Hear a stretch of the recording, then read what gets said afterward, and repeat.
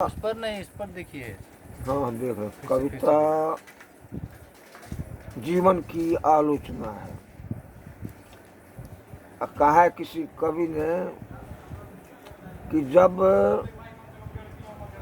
भावनाएं बलवती हो जाती हैं तब वे हृदय के घट से निकलकर अब मुख से बाहर आते हैं, वाणी का रूप लेती हैं। अब वे वही वाणी कविता कहलाती है। जिस प्रकार आत्मा की मुक्तावस्था के लिए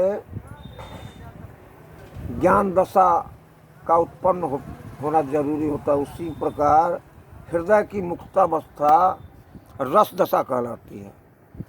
और हृदय की इसी मुक्ति साधना के लिए मनुष्य की वाणी जिन शब्दों का विधान करती है उसे कविता कहते हैं।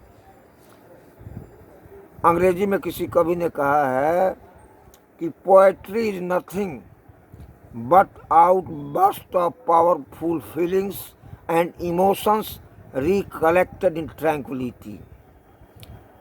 कविता जो है वह ईश्वर है और ईश्वर कविता है। हमारे यहाँ वेद में कहा गया है रसो वैसह, यानी ईश्वर रस रूप है।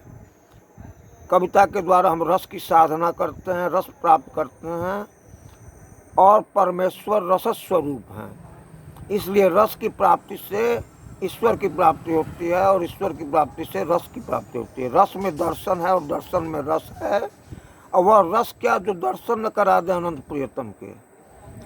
इसलिए कविता के माध्यम से हम रस प्राप्त करते हैं और वह रस हमको ईश्वर के सामने ले जाकर उपस्थित कर देता है। ईश्वर से हमारा सानिध्य प्राप्त हो जाता है, हम समाधि में चले जाते हैं, मधुमती भूमिका में चले जाते हैं। कविता से आनंद ही आनंद बरसता है। आनंद के बाद परमानंद की प्राप्ति होती है। यही कविता है।